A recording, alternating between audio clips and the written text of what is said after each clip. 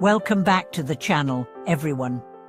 It's a joy to be with you again. Today, we'll be discussing one of the most essential teachings in all of Buddhism, a truth that, once deeply understood, can liberate us from unnecessary suffering and open the door to genuine peace, the truth of impermanence. We'll explore how impermanence isn't something to fear, but something to embrace.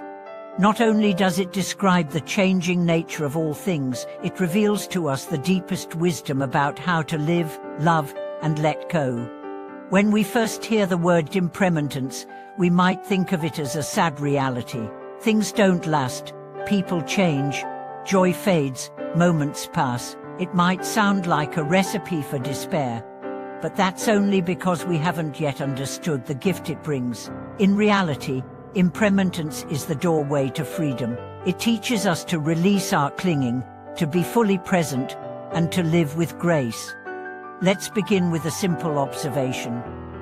Everything changes, the weather changes, seasons change, our bodies change, emotions rise and fall, relationships evolve. Life moves endlessly. Yet, despite knowing this, we often live as if things should stay the same. We hold tightly to youth, to roles, to plants. We resist the flow, and it's this resistance, not the change itself, that causes our suffering.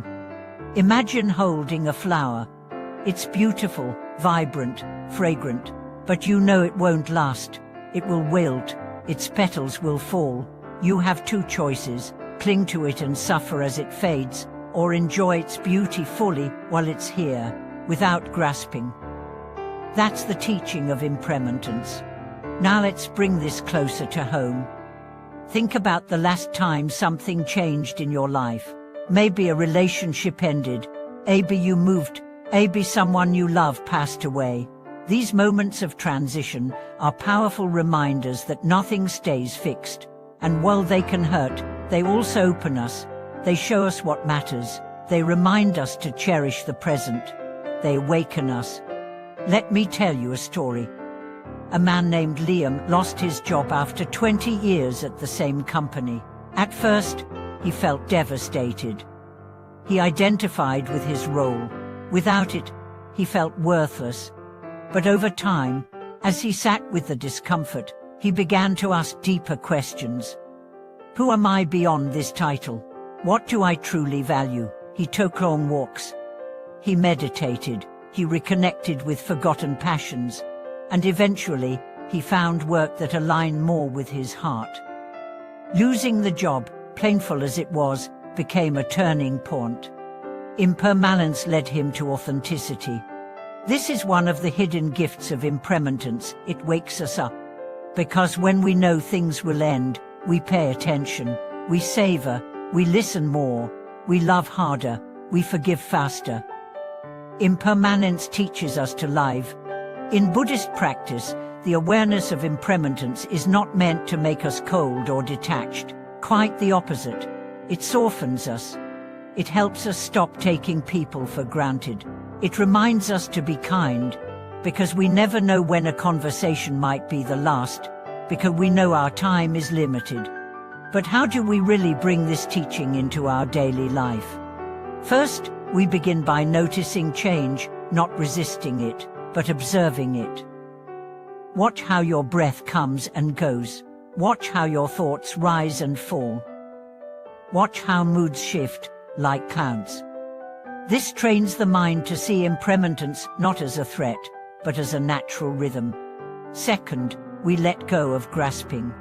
Grasping is the mind's attempt to freeze life, to make the good stay and the bad go. But when we let go, we begin to trust. We learn to flow with life, not against it. There's a deep peace that comes when we stop trying to control everything, when we allow things to rise and pass, without clinging or pushing. That's real freedom. Let me share another story. A woman named Sophia had been struggling with anxiety for years. She feared losing the people she loved. Every time her children left the house, she worried. Every time her partner traveled, she imagined the worst. Then one day, during a Dharma talk, she heard this phrase, "Everything is borrowed." Those words sank in. She realized she didn't own her children, or her partner, or even her own body. Everything was temporary, and instead of terrifying her, that truth freed her. She began to say, "Thank you," more often. She began to hold her loved ones with gratitude, not fear. She found peace not by securing life, but by releasing it.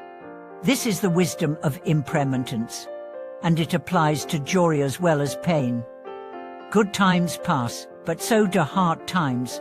No feeling is final. No storm lasts forever. This gives us hope when things fall apart. It reminds us that we can endure, because change is certain. There's a saying, you can't step in the same river twice. Why? Because the river is always flowing. And so are we, every breath, every moment, every cell changing. When we resist this, we suffer. When we embrace it, we awaken. In meditation, we can practice this directly. Sit quietly, feel the breath. Notice how it rises, peaks, dissolves. Just like emotions, just like thoughts, just like life, we don't hold the breath, we let it move. This teaches the mind how to live. Over time, this awareness changes everything. We become less reactive, less possessive, more open, more compassionate, because we see everyone is going through this. Everyone is aging, everyone is grieving, everyone is changing. We're in it together. That's why impermanence doesn't separate us, it connects us. And the more we see this, the more we love without attachment, the more we act with wisdom. We stop putting things off, we stop holding grudges, we live now. Think about this. If you knew you had 1 year to live, what would change? What would you stop doing? What would you start doing? That's the gift of remembering impermanence. It brings us home to what matters most. But here's the deeper layer. Impermanence isn't just about things changing. It's about the realization that nothing has a fixed essence. Everything is in flux. Everything arises from causes and conditions. This is what allows transformation. You're not stuck. You're not defined by your past, because you, too, are impermanent. That's good news. That means you can grow, you can heal, you can awaken. And so, impermanence is not a curse, it's a blessing. It's the space in which freedom lives. Let me close with the story of an old monk who, when asked the secret to his peace, said this, "I don't cling to anything." When asked how he reached this place, he replied, "I watched everything I loved change, and then I stopped fighting." That's the invitation. Not to stop loving, but to stop clinging. To love fully, knowing it won't last. To live deeply, knowing nothing is guaranteed. To breathe, aware that this breath is a gift. And to say thank you for it all. Because in the end, it's all passing. And that's what makes it beautiful. Thank you for watching today's video. If the truth of impermanence has ever touched you, inspired you, or helped you through a difficult time, I invite you to share your story in the comments.